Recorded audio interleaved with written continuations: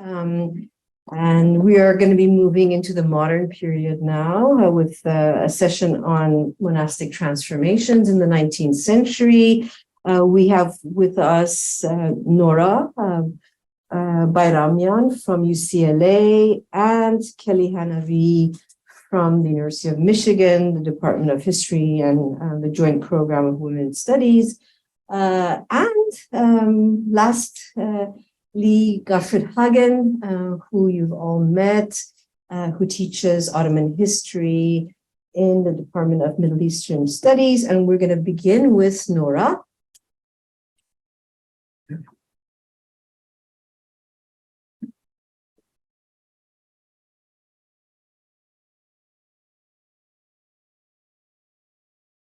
Good afternoon, everyone. Thank you to everyone who organized this great workshop and for everyone here today and the opportunity to talk to you today. So today I'm going to be looking at how the changing depiction of monasteries in early 20th century Armenian literature reflects the ongoing transformation of Armenian identity from a confessional understanding to a secular national understanding. I'm going to skip past the overview of monastic tradition and my theoretical framework to get into the rest of the paper. So the second half of the 19th century, until the Armenian genocide, saw a change in the perception of Armenian identity in the Ottoman Empire. The transformation is partly attributed to the change from a confessional perception of identity to a secular national understanding of Armenian identity. And this conversation about an identity rooted in national terms as opposed to one based on shared confession pervaded all aspects of life within the Armenian millet, including the Armenian monastic institution.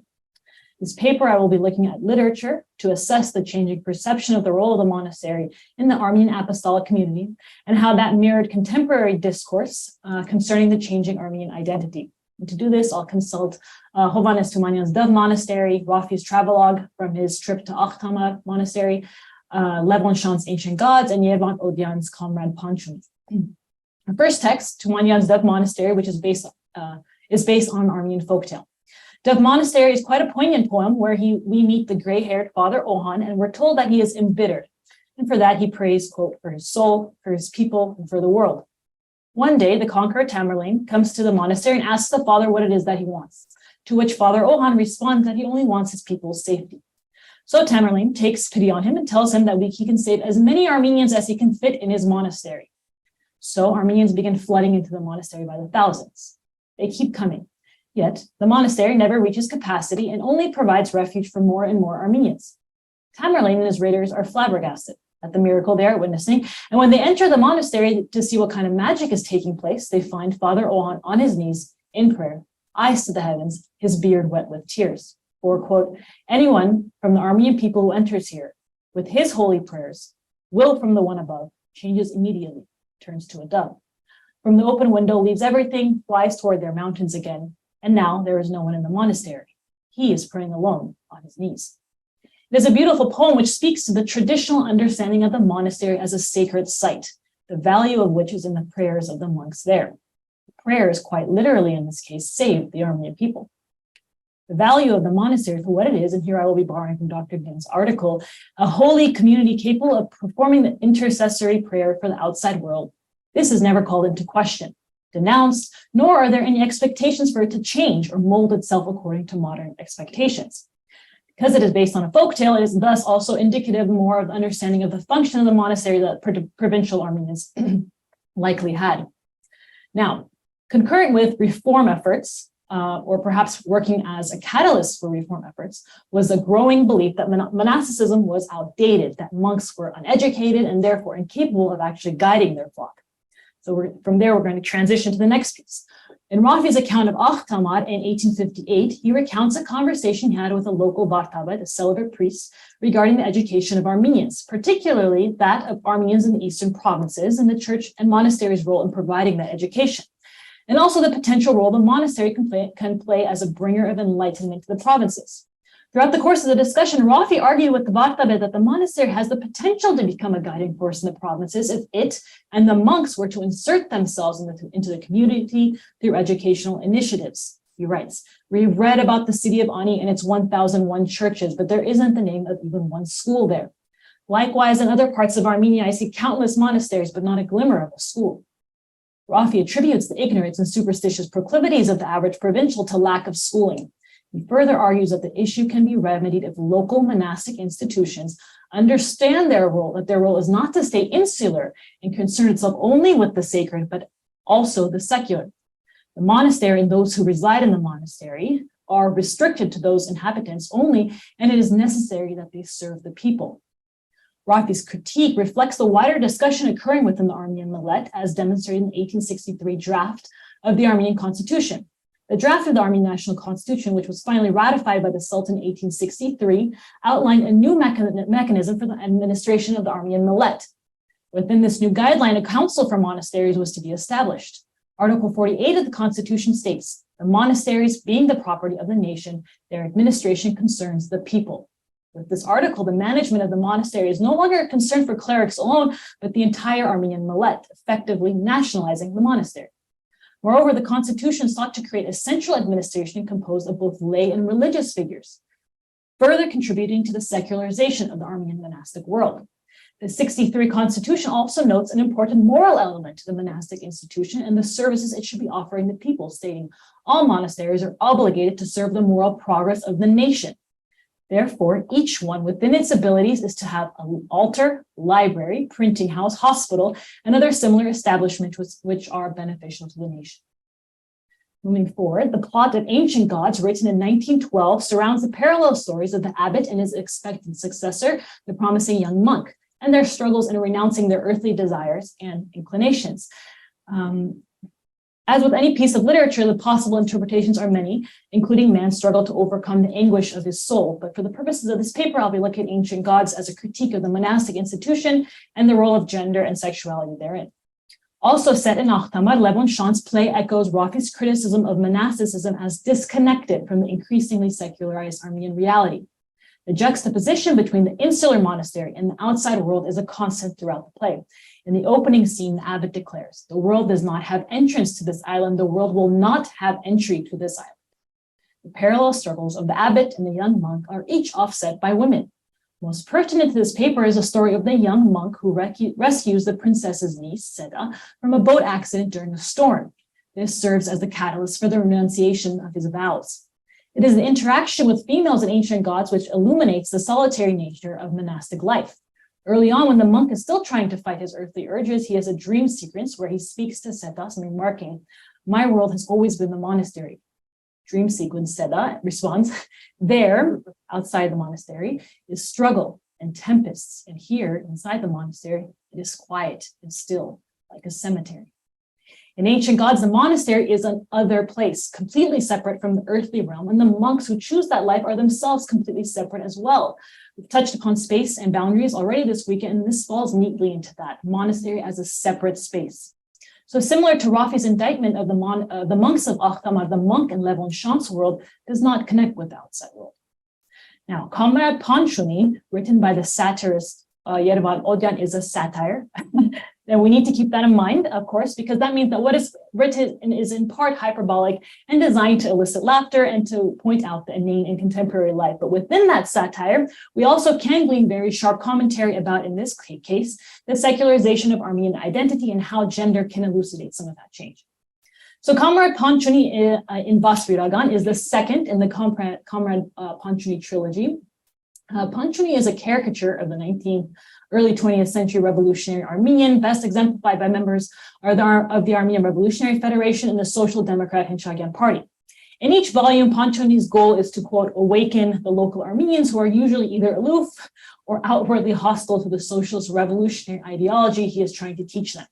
In every episode, Panchuni exacerbates local tensions and problems and leaves whatever he finds worse off than when he reads it, and Vasviragan is no exception.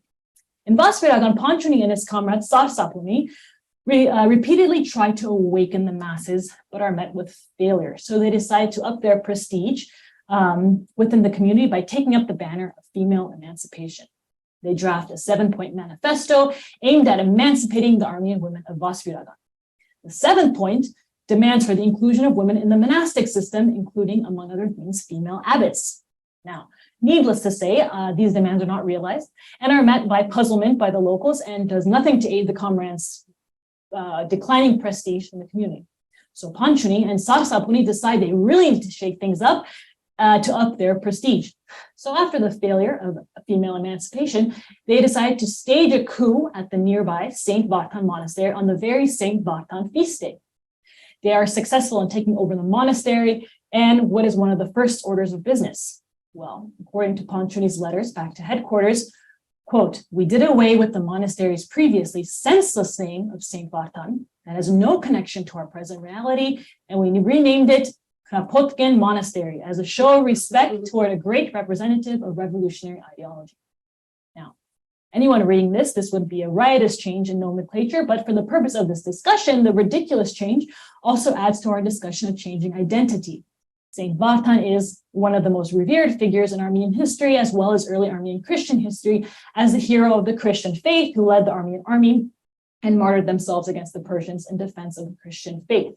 Thus, renaming Saint Vartan Monastery to Kropotkin Monastery, Kropotkin being a famous Russian anarchist, is quite literally erasing that Christian perception of Armenian identity and replacing it with the modern, secularized, nationalized perception of Armenian identity as championed by the acolytes of Armenian revolutionary parties.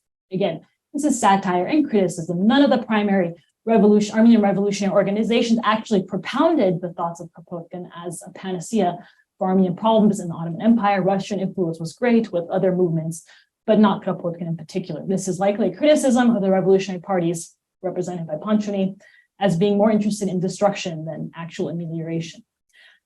The expectation of what the monastery is supposed to look like in Panchuni is likely modeled on the stipulations in the constitution, as well as St. Varag Monastery in Basvaraga, which began in 1856 under the leadership of Magavich Khariman. Odians Panchuni secularized the monastery and brought it completely under the control of lay figures, but offered none of the services outlined in the constitution in return, and even sold the meager livestock owned by the monastery, the only revenue-producing asset available. He then promptly strips the monastery of its religious elements and meaning. The abbot was forced to resign. All valuable items were sent to a safe space, i.e. party headquarters in Bonn. All money which came from the selling of valuable items were not returned to the local community, but instead went to fund party operations such as funds for the comrades, funds for propaganda, and funds to establish reading rooms and tea houses. Through Panchuni and his depiction of monastic reform, Odian took the secularization of the millet to its hyperbolic conclusion. The monastery was no longer a religious institution, but a secular one, a place of worship in its facade only. There were no religious relics or religious leaders guiding the flock, but now the community was to be guided by their secular party members, evinced by Panchuni's updated contact information at, quote, Van Province, Bajij Village, St. Vartan Monastery, Secular Abbot, Comrade Panchuni. With these works, we see how the representation of the monastery and its relation to the Armenian community can reflect greater changes occurring within the Armenian millet. I do have a number of questions that I want to pose and would like help with if anybody can do so. Foremost among them is the efficacy of the entire framework of using literature as a means to study the past and how to best demonstrate those connections, because I will be using that method in my dissertation, but not to the same topic, but regarding 19th century provincial Ottoman Armenian literature. That's it. Thank you. So timely, bravo. So timely. Oh, yeah.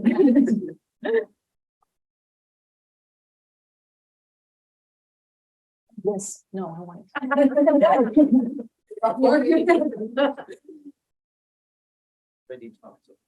I know, I took too much today. Okay. So I'm going to try to keep my remarks brief. I'm going to talk about a miracle myth. I'm going to read at length. Then I will walk you through my arguments of this chapter. And then finally, I'm going to end with some bigger questions that I have that I'd like to, some of my sticking points. So, in the year 1866, in the Deir Umar Monastery, also Monastery St. Gabriel, the following miracle occurred. A man named Ishak, living in Midyat, who was originally from the village of Menimli, died, and his 9-month-old daughter was orphaned. His close relatives want to take a share of his inheritance. The daughter's mother became upset, took her, and went to the monastery. She threw her daughter on Mor Gabriel's grave and for 3 days cried and prayed. On the third day, the mother picked up her child and saw that her daughter had changed to a boy. She was very pleased, and the event exploded like a bomb across the whole area. Witnesses to the events are the following: the monastery's monks, Rahib Isho, Rahib Havsho, Rahib Yakub, Abdullah and Hirdo, both masters from Midyat, who were building the monastery's mihrab. There was also a Muslim present named Shindi, a watchman of the monastery. When they were a girl, their name was Ishmini, but they were given the name Gabriel when they became a boy. When the child was brought to Midyat, everyone was able to easily recognize the child by the signs on their body. The Muslim Aga and the standard bearer from Midyat, because he was a witness of this event, believed it and confirmed its veracity. This child lived to be 50 years old, married, had a child. That child married and had a daughter. This daughter is still alive. She lives in the Syriac town of Kamishli. As a testimony and praise of this event, the monk Isa from Midi wrote a praise poem, Hasidet. So this is the miracle myth. And I also want to thank Gottfried for his suggestions for the translation, because as he told me, it's quite colloquial Turkish that I was reading. So this miracle myth is from Philoxenos Yohannan Dolabani's History of Mor Gabriel Monastery. Dolabani was a Syriac Orthodox monk, later Metropolitan of Mardin, who was born in 1885 and died in 1969. So this book he wrote in Syriac, he handwrote it. And what I was reading was the Turkish translation that was published in 1971. So that's where my translation is coming from, the Turkish. It was also translated and published in Arabic as well the following year. So the full chapter, I offer a deep reading of this miracle myth. I compare it to other hagiographies of gender transformation, particularly those that were copied in the 19th century. The one that I look at extensively is a manuscript copy of the story of Marina the monk, which is in the Deir Zafaran monastery, which I found in the Himmel online collection. So it's part of a larger collection of stories. So Marina Monk is one of those. Okay, so some of my main arguments. Taken at face value, the miracle myth is hyperbolic, obviously, and maybe untrue. Its veracity is always tenuous, if not dismissed. But I argue that what we miss really is what this miracle myth can tell us about the community, and specifically at these two separate moments, both this mid-19th century moment when it's said to have occurred and remembered, and also this post-World War II moment in Turkey when Dolabani is writing. That point I need to expand more, even in the full-length chapter. I think, there's a reason why Dolabani is writing this also in the 1960s, right? In this about 100 years removed from when it's happening. So when I first read this miracle myth, I was really perplexed. I want to know, why was it written? Why was it rewritten? Why was it remembered well into the 20th century? So I spent some time in this paper talking about the 19th century for the Syriac Orthodox community, which I'm arguing is experiencing quite the crisis of conversion, particularly to Catholicism. The end of the 18th sees the establishment of the Syriac Catholic Patriarchate, and with that, a loss of bishops, monks, lay people, which the church, Syriac Orthodox Church, really has to contend with throughout the century. And I'm also seeing how this crisis is not only about a loss of flock and loss of parishioners, but also a conflict over space. So use of spiritual spaces such as churches, monasteries, cemeteries are really prevalent in the 9th century. Even the state gets involved and tells people to stop fighting. We have to figure this out. So that is certainly something that's happening around this time. Another thing that I bring up in my paper is the widow herself and her precarity in the situation, being excluded from her inheritance, or at least the child's inheritance, is important. And I'm kind of considering, would she have converted as a way to kind of establish her own security, right? So that's some context there, which makes me think that part of the miracle myth is trying to recuperate this child and the mother back into the community at a moment where they can't leave it. So what I'm calling miracle myths are, I think, a sub-genre of the hagiography genre. And I'm claiming that they are important sources for these writers, for Syriac Orthodox writers, when they're writing their own history. Like, it is treated like historical evidence, like, a baptismal book would be treated, or a Waqf record would be treated, right? It reads like evidence in that way. So what I'm proposing is that these miracle myths have a historiographical function, and that's to make a claim of spiritual legitimacy, as the church can access divinity through its physical ownership and stewardship of land, particularly monastic land. So I think it's quite a large claim, and this is one of my questions I'll have later on. And then what I'm calling my final layer of the reading is where I'm really trying to consider gender transformation more directly. And I do that by looking at Sarah Ahmed's queer phenomenology and the methodology of transhistoricities.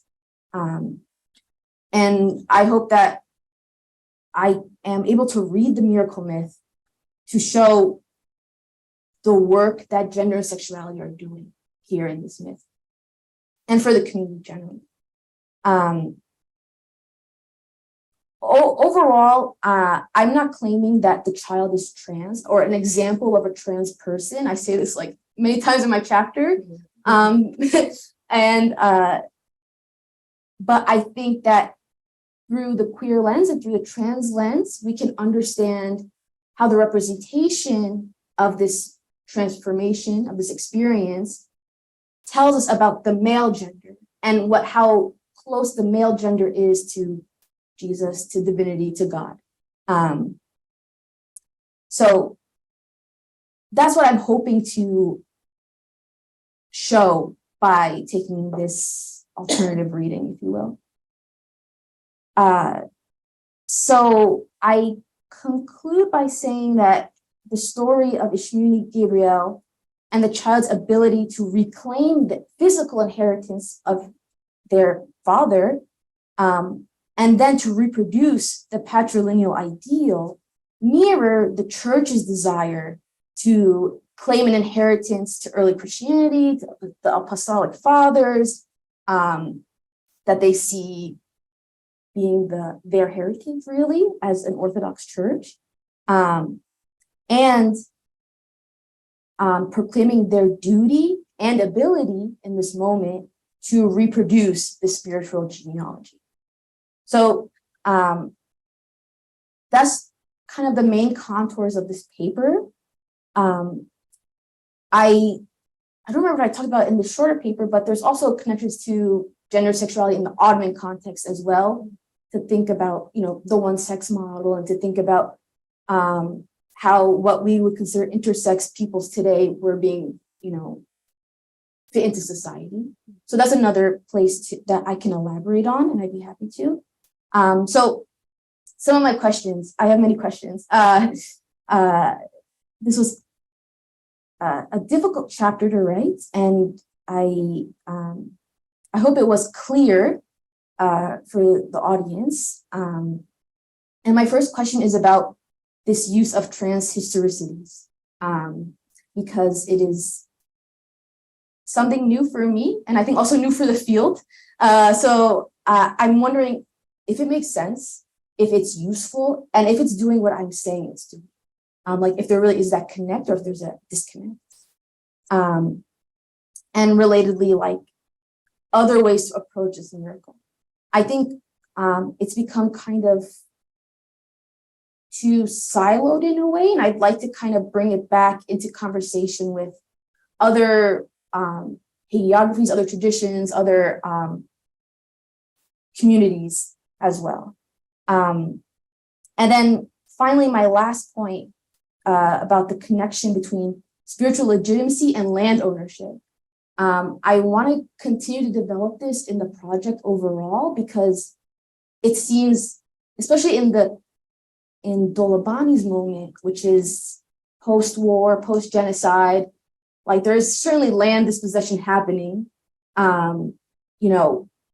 Their recourse to relying on the spiritual heritage, the spiritual genealogy as a way to connect land ownership is something too that, I'd like to elaborate on. I'm going to leave it there. Thank you all so much.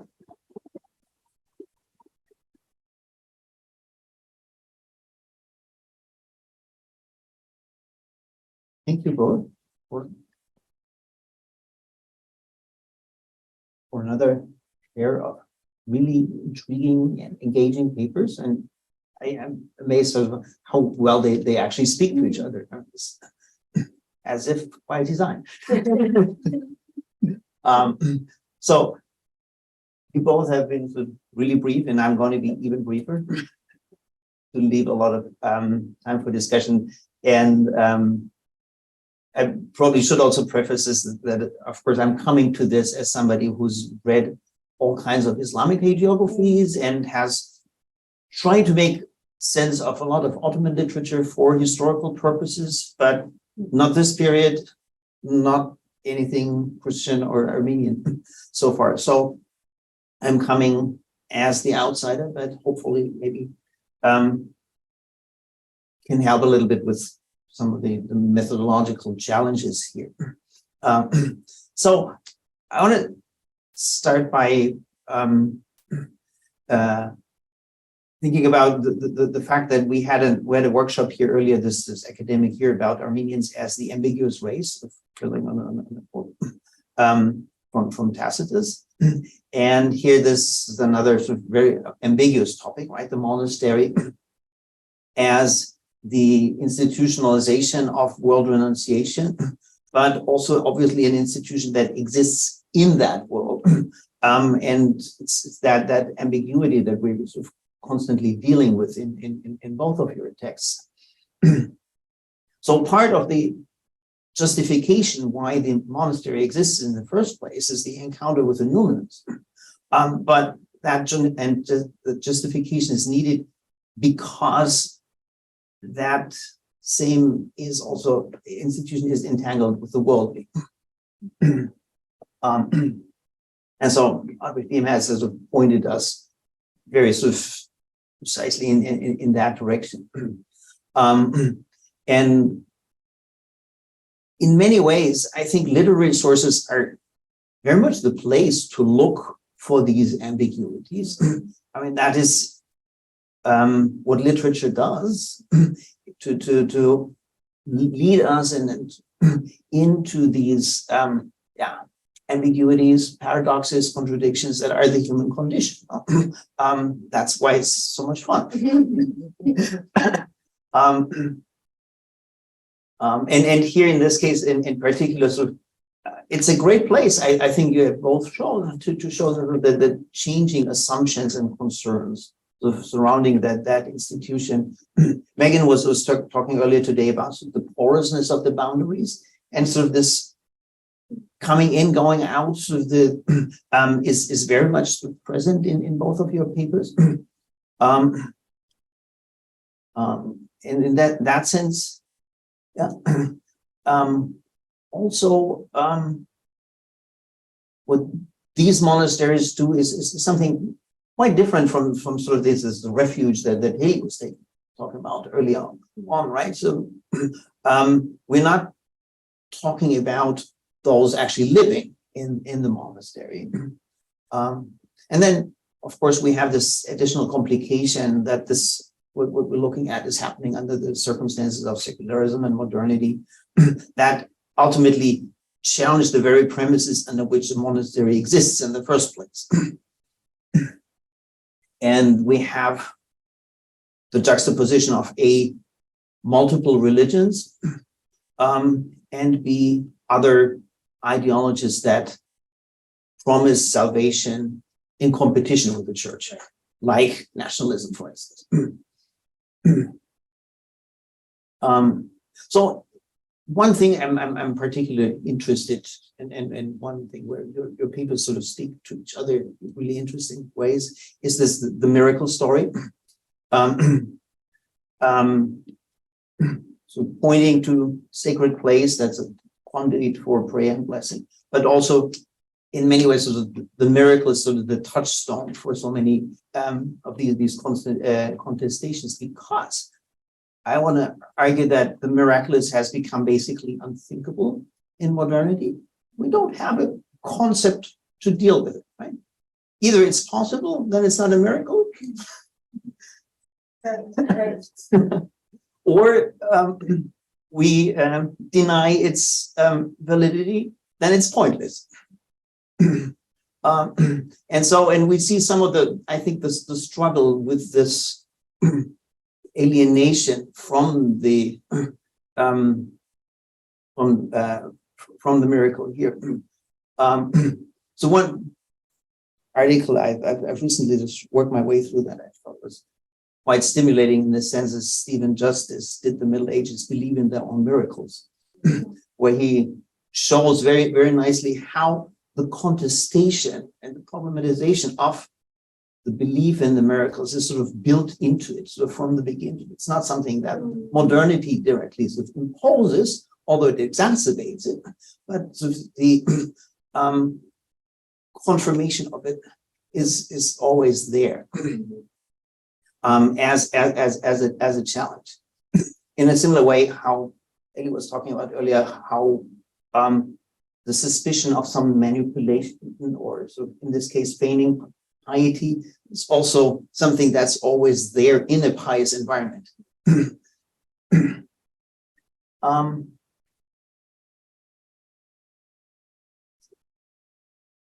So to think about a little bit sort of further how you handle sort of the truth claims that are attached to miracles. Sorry, I mean, most directly, Kelly, that goes to you.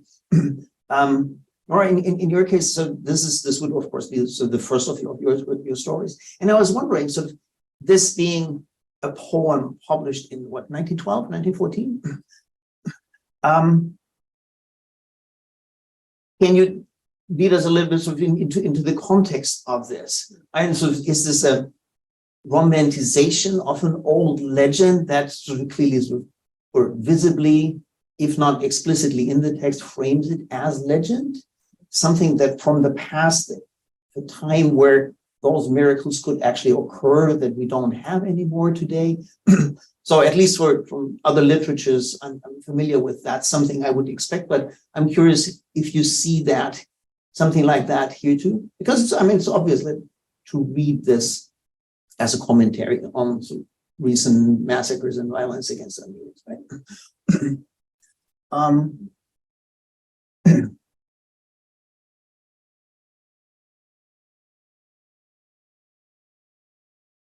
Hold on.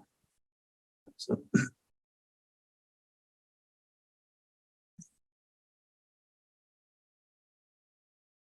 in the same sense, I was on, and this is again sort of goes to questions of framing and sort of literary context. Leon Jones's play, is that actually a critique, or is it again sort of a romanticization of a beautiful past? I didn't quite catch when this is actually set, because we have a princess there, right? It's medieval. It is a medieval story, right?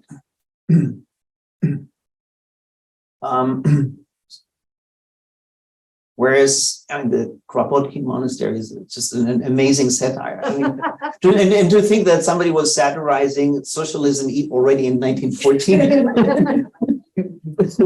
In a way, sort of before the fact. It's just it's astounding, and I thought it was really, really perceptive. On the other, so and I was wondering to come to the more sort of direct sort of frontal critique in Rafi's piece.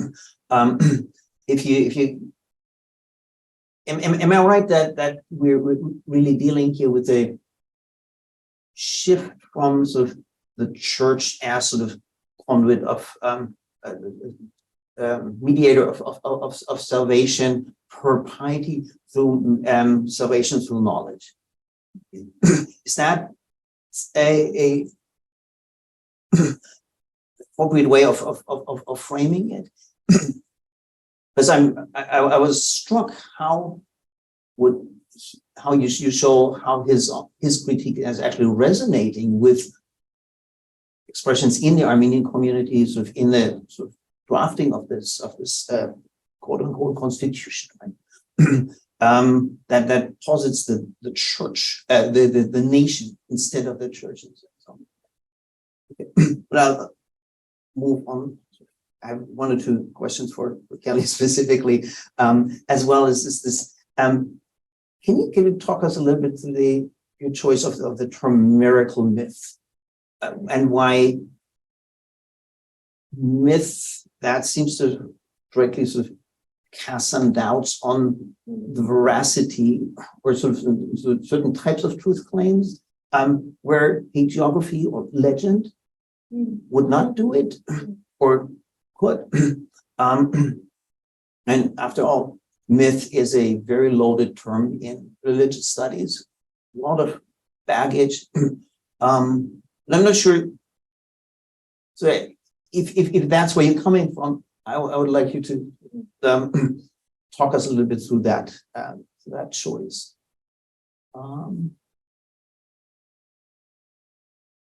And I have a few other things. One thing that, however, I wanted to sort of mention here is how, the legend obviously clearly sort of takes on, and you say in some ways sort of perpetuates sort of patriarchic structures or so forth. But isn't also a critique of that? Isn't the fact that this is the poor widow needs to be saved by a miracle from that patriarchy? And it clearly shows the cruelty that the system allows, no? Although, admittedly, it does not call to overthrow that order. So, but still, I mean, it's not a full-throated sort of validation of it either.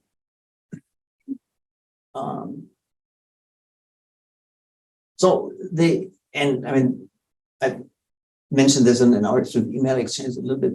So I'm fascinated how all these Islamic witnesses and Islamic terms, how come this monastery has a mihrab, right? How this Islamic terminology comes into it, and this insistence on the witnessing, and so as if there's already in the negotiation with its veracity sort of built in the way it's told. Okay, I said I was going to be brief, so I'll stop here.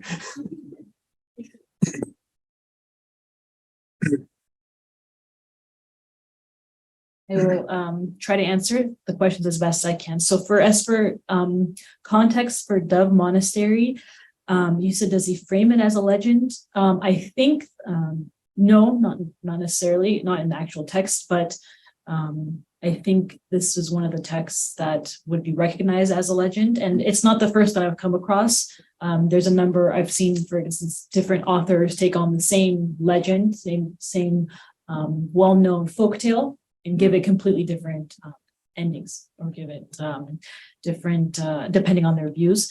So I think this is just something that will be recognized as a folktale. And as for Levenshant's play, whether it's a critique or romanticization, I would say it is a critique. This is the text that I had the most trouble with. You might be able to, you probably noticed in my paper, but so this play also has a lot of baggage in the sense that Levenshant was part of the neo-pagan movement that was kind of rejecting Christianity, and I don't remember if I wrote it in my paper, but the young abbot eventually kills himself. Sorry, spoilers, but in case any of you are planning on reading it. But so I do think it is definitely a critique of the monastic life and celibacy, which I did not get into in the paper, just due to space and my own lack of concrete knowledge on that. But I do think it is a critique. Can I go quickly jump in there? What I tempted to speculate about, so from the way you present it, is how this is a very stark distinction between sort of inside and outside that this particular piece insists on. To what degree that is actually a reflection of sort of a new secularism that supposes that there is this hostile outside world, right? Where religion has no place and no say. Sorry. And for Rafi, for the question with the shift from church as mediator of salvation to education, that's a great question. So definitely there is a turn in this period that looks at, and you'll even see it as in the way that it's being written about as education is enlightening, education is progression, education, I don't think they ever say salvation that I've come across, but illumination. However, I will not go so far as to say that Rafi was, and this might cause rumblings, but that Rafi was anti-church or anti-cleric. Completely. I think he wanted reform. I don't think he wanted to remove the church from Armenian life. I think he was very, very insistent on reform, and to do that through this new idea, at least in the provinces, and I guess in the Armenian community and broader, that education is what is going to get you there. It's not just going to be the church. It's not just going to be the monastic institution, but the monastic institution can and should play a large role. And he was heavily influenced by his relationship, by his meeting with that figure, Megadi Chcheremyan, who he speaks of in very kind terms. I think I put it in a footnote. But so I think it's mixed. The church is maybe losing its influence as the media, as the conduit for salvation. But I don't think he was suggesting to remove it altogether. I don't think he was that radical. It very much reminds me of one of the books I've read as a student that have sort of stayed with me as eye-opening, which is Karl Löwit's Meaning in History, where he shows how sort of modern narratives of progress are actually building on classical salvation historical narratives all the way to sort of socialism. So to think about sort of narratives of progress as salvation history is something I think worthwhile, especially here when you have an audience that's conditioned through very much of a church discourse.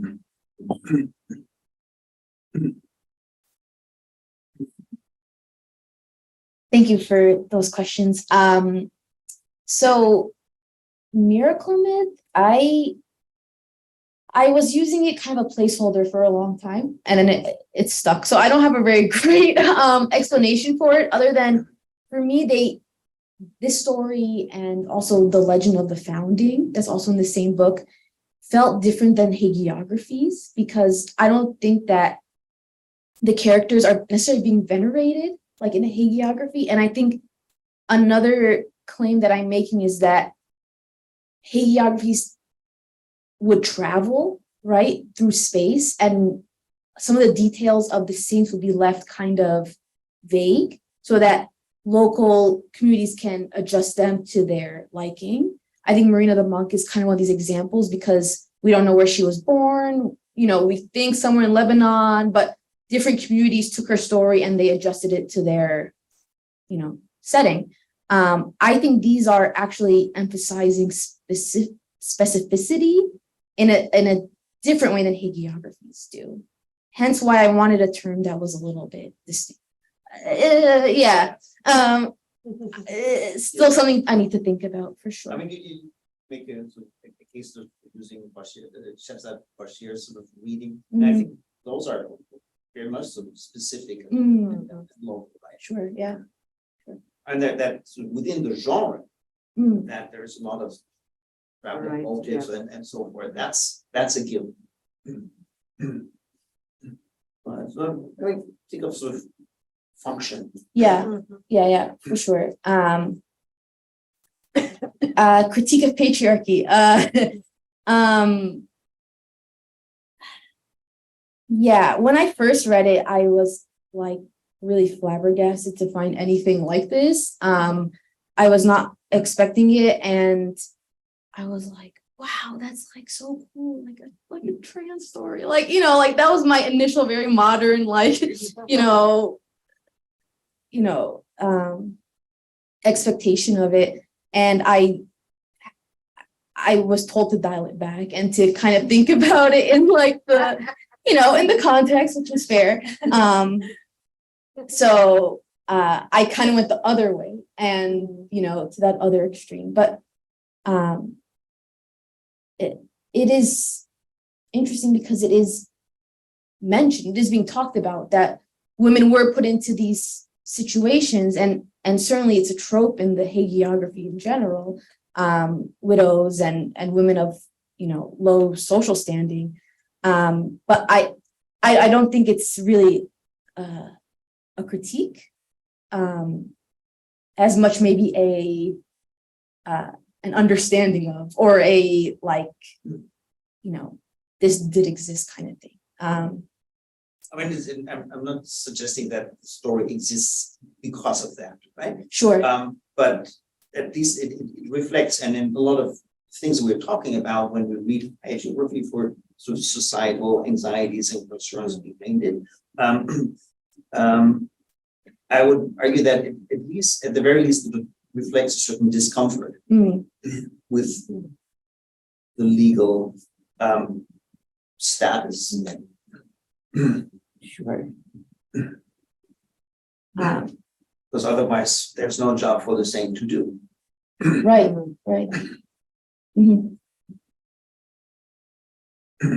the final point about the insistence of Muslim witnessing, I think it ties to like my last point about opening up this miracle, because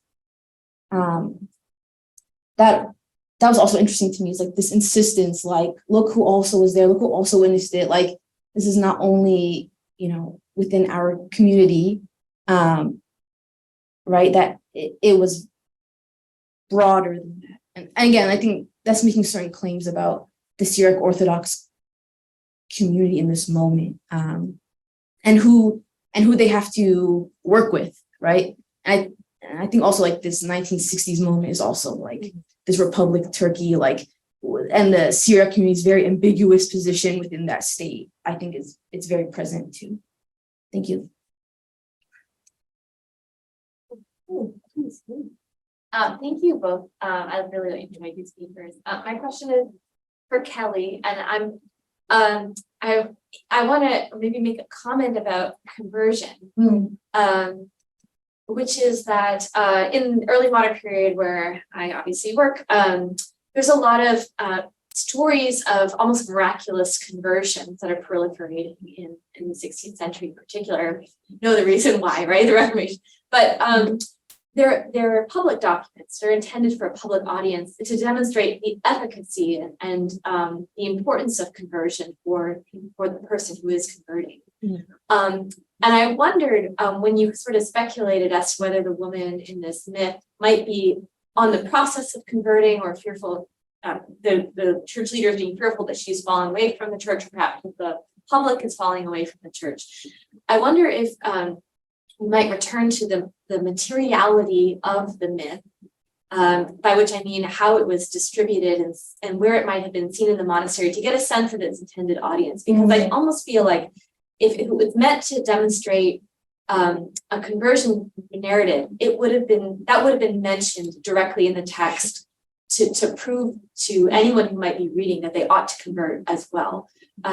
So I'm sort of wondering maybe like what you see as evidence for this this being a conversion narrative, and then two, what is the materiality of the text itself? Where does it appear? I guess it's in the Oxford what is it called, the Hill Library. But where does this text appear to us materially, and what can you glean from that about its intended audience?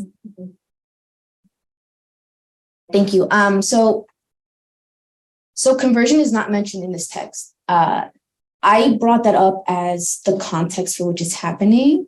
And in Ottoman history, conversion has been obviously also studied a lot. And what my understanding is that women could benefit from converting to either to Islam or to another Christian sect, whether they want to get divorced or they want to make certain economic claims, right? And that's just a general, I think, kind of pattern.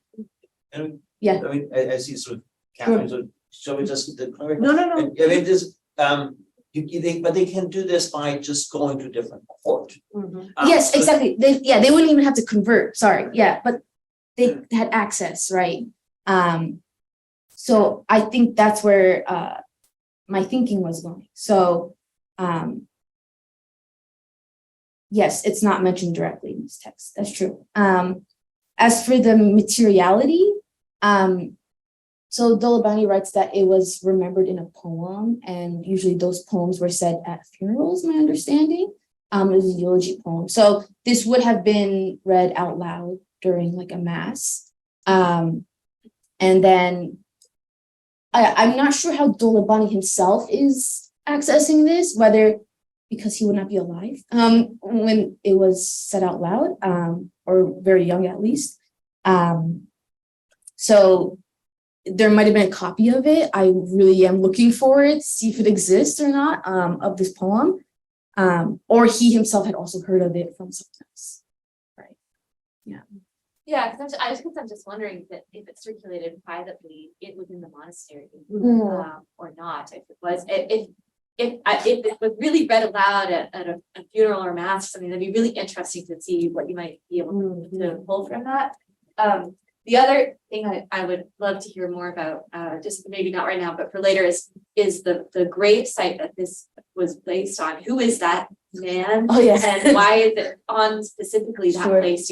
I don't have any easy answers for why that might be that she went to his grave, Sure. other than being he's a saint, I presume, Yeah. at this point. So there that might be it. But I'd be curious to learn more about him eventually in a future iteration of this. Especially since it's recited during funerals, and that makes In the those cemetery, connections. yeah. So totally, yeah. Yeah. Thank you both for these very nice and inspiring talks. My question to Kelly, actually a comment first. It's really surprising how from like disguised women like Marina Zamong and others, we moved into very late into real trans from women to men. My question is a little bit small. I wonder what kind of inheritance laws were in function at the time, because was it Islamic law? So there was kind of like the girl cannot inherit, or was it more secular, or is there any information about Sure. this? Yeah, I'm trying to figure that out too.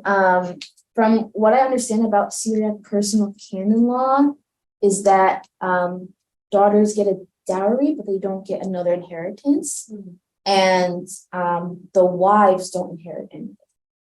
So that's kind of difference on this one. But I could be wrong. I'm still like researching this because I'm not sure exactly in this period what the church is using. Because there's also like these Islamic inheritance books in the monastery, which is interesting. And they're like, they're annotated, like someone's using them, but I'm not sure how they're using them. Yeah, so the woman herself benefits when there is a boy. So if there is a boy, Yes, the wife inherits. it's like that, yes. Okay. Thank you both, great papers. So a comment also, like Vivian initially, there is some space for this back to this miracle myth terminology to think about it just as a plain old miracle narrative. So I'm happy to send you a copy, but I have a whole chapter in my book on Coptic Christians in Ottoman Egypt on an entire narrative that was constructed to talk about the miracle of Copts being able to perform pilgrimage to Jerusalem. It's from the early 18th century, but the only miracle was that they made it to Jerusalem.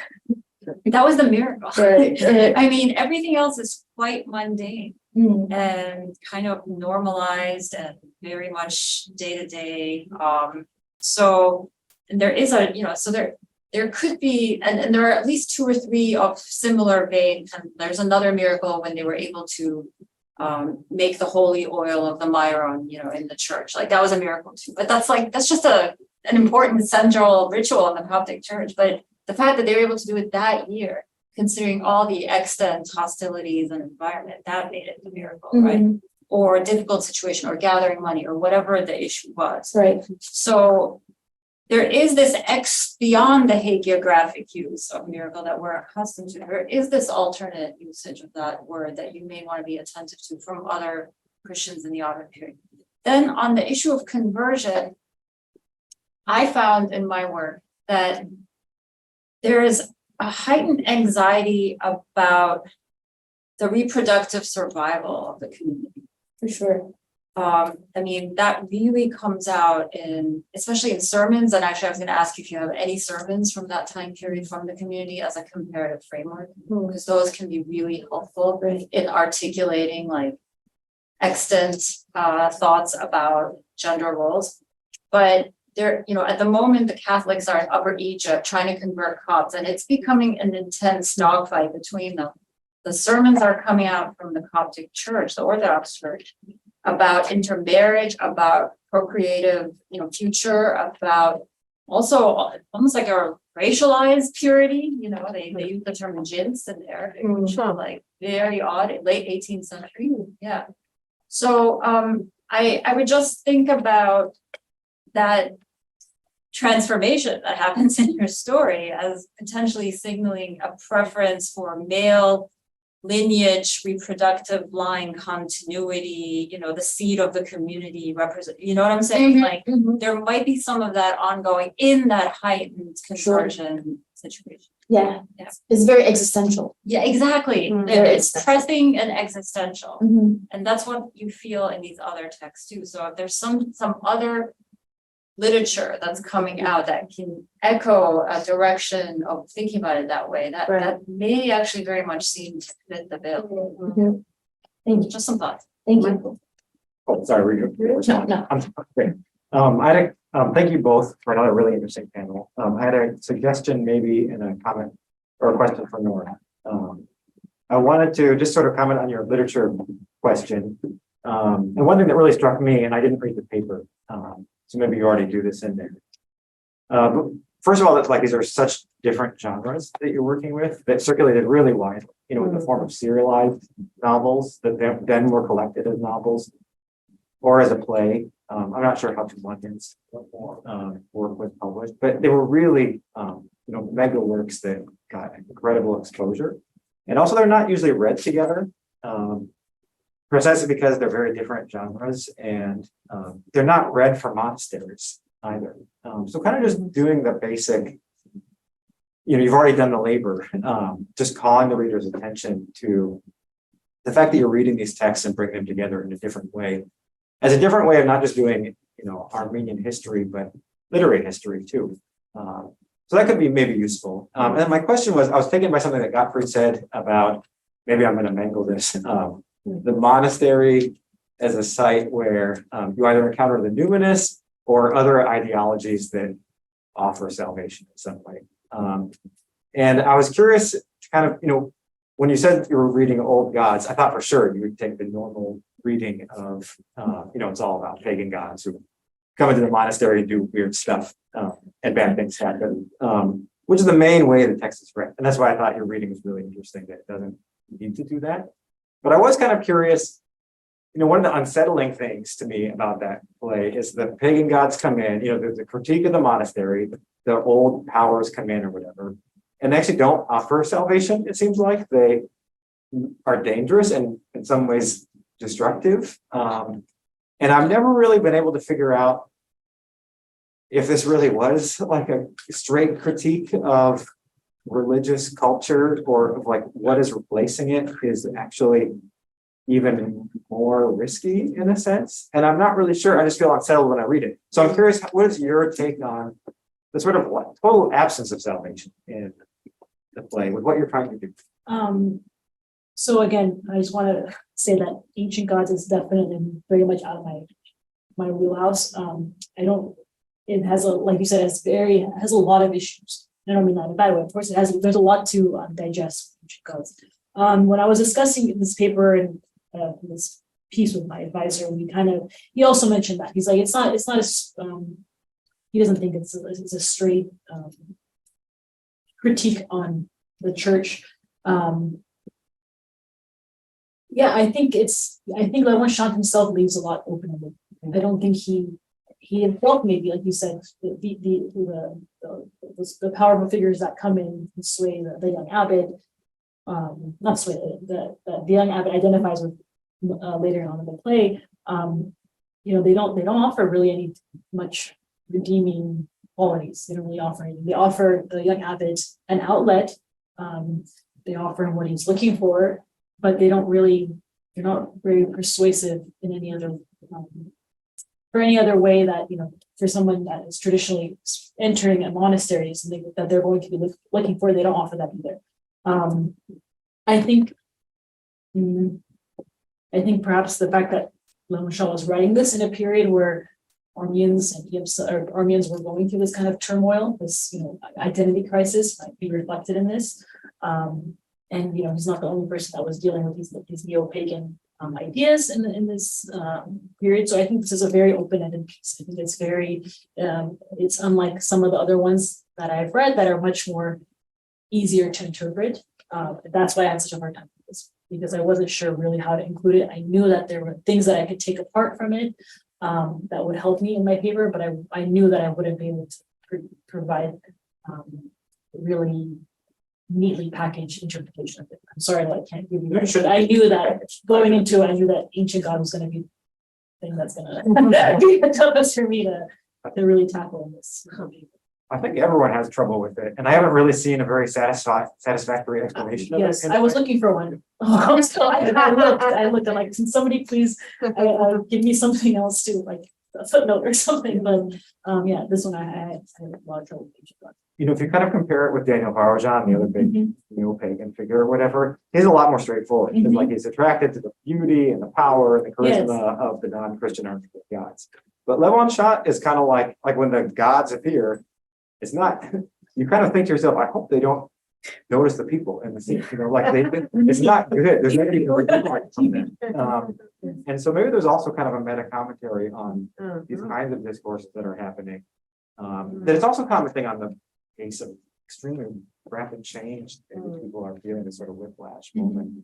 And then the other really random thing that just came to mind aren't they also building another monastery or church in the play? And that's where the love problem comes, because there's a female patron who's trying to help them build a new monastery there.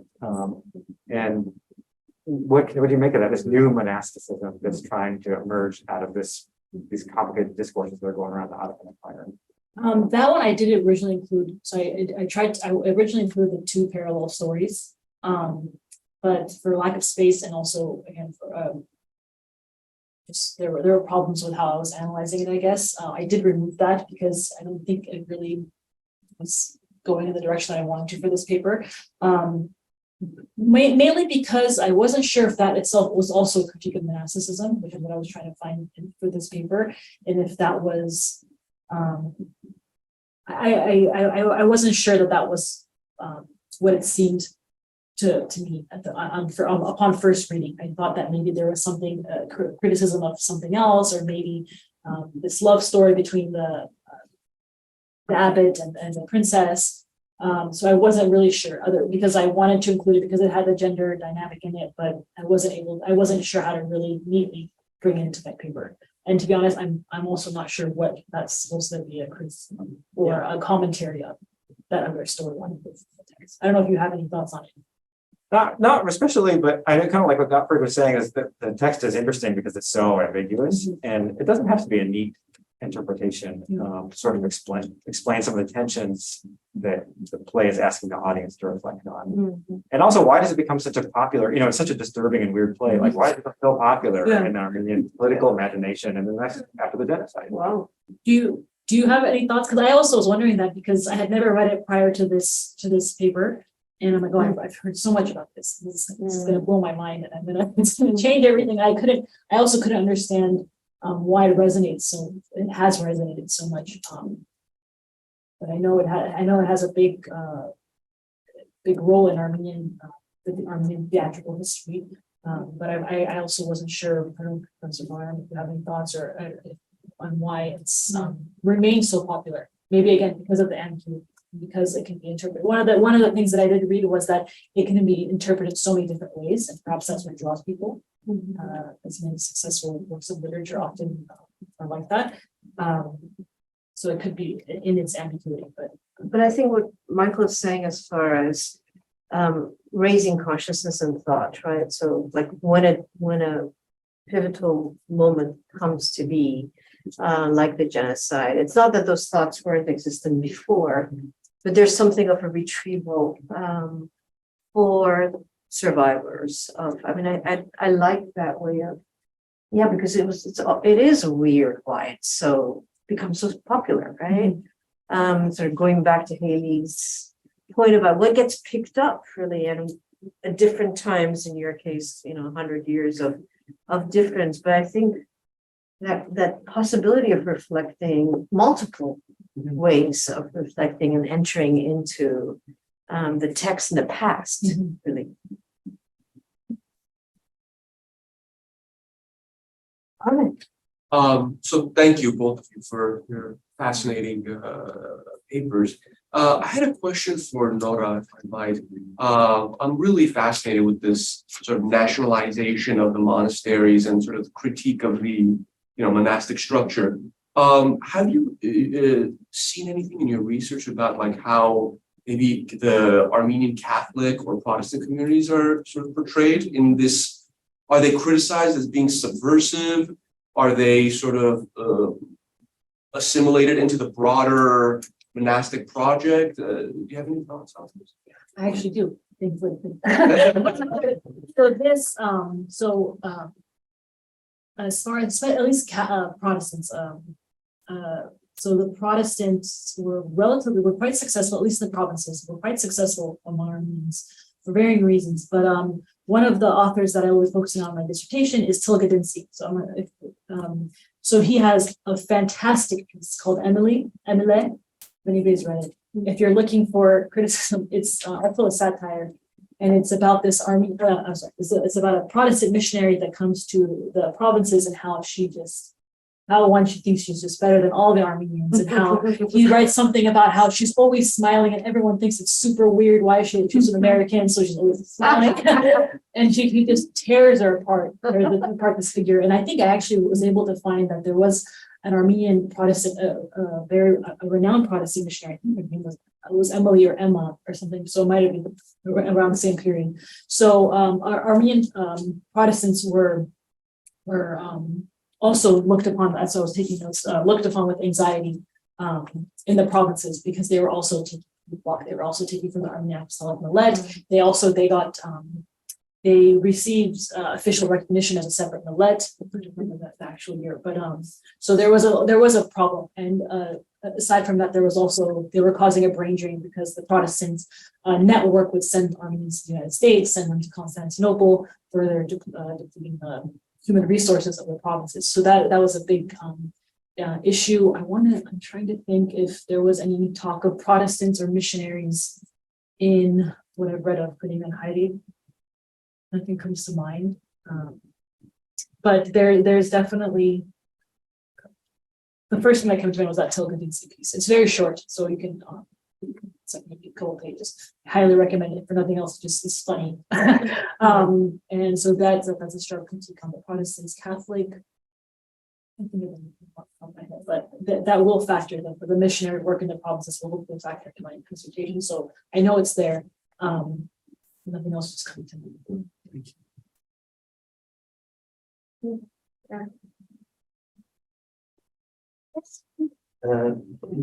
I very much enjoyed both of the papers, Nora.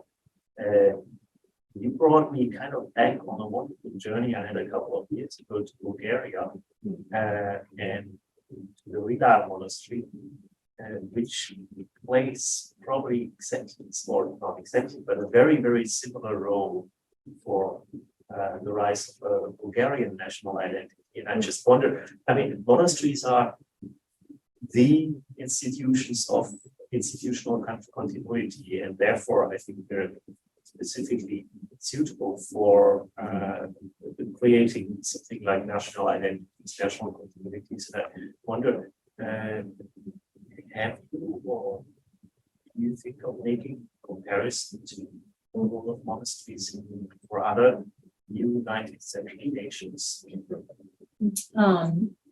That's no, to be quite not because I don't want to again. So the reason though I got into for this paper with my work on the figure Magudchkuningan, who for other things that he's done, but he's a very prominent figure in the monastic institution. So I can't say, but the more I was reading about this, the more I realized that how prominent, how important the monastic institution is for Armenian identity.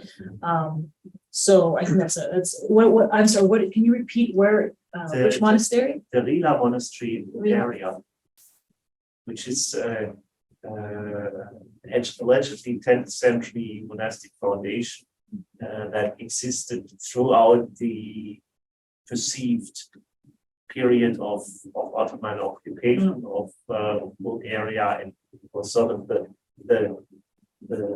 place where Bulgarian language, Bulgarian identity was sort of hidden for centuries and then brought back. And I've been there, and it's, I think, mostly just the 19th century invention. Or maybe I'm offending someone. It had a certain Walt Disney character. It plays an immensely important role for the Bulgarian nation. I mean, I think it's remarkable that there's this attachment of all these new institutions, right? Like school and printing house and so forth, are so they also latch onto the existing monastery, even or although this Ottoman monastery is the most intractable place to do it. Right? It's out on an island. you want to have some radiation out into the community. How do you do this? And it felt so counterintuitive, but this gives at least a partial explanation for it. Well, bond too, right? And the importance of bond. A bit of From up there? Oh yeah. Well, you have to take a boat, right? Well, the Ottoman is close to the southern shore, and then you have to drive all the way around. It's even by car, it's not a quick trip.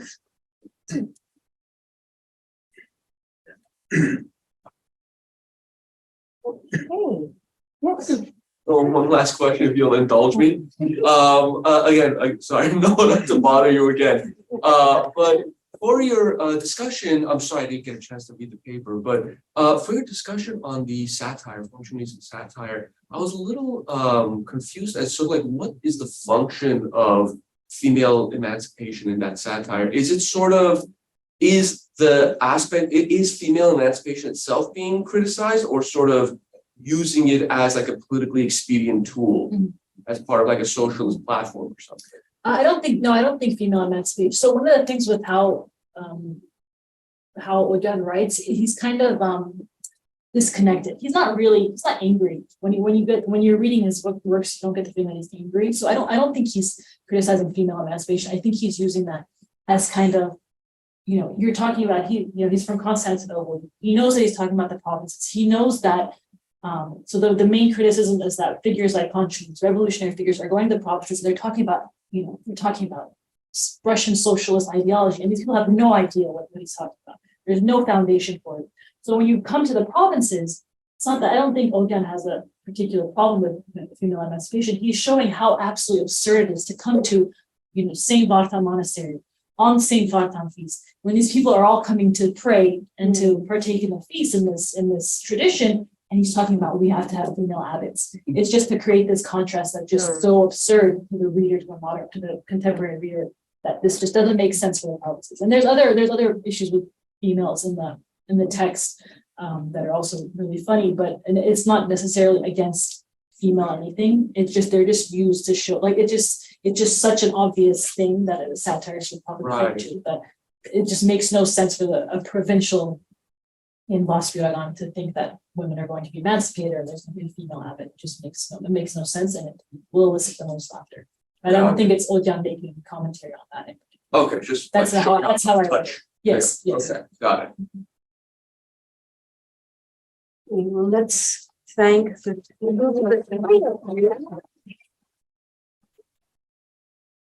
they were so on time that we had an extra 10 minutes. But maybe it's a good thing to take a little break, and then at 4:15 we're back for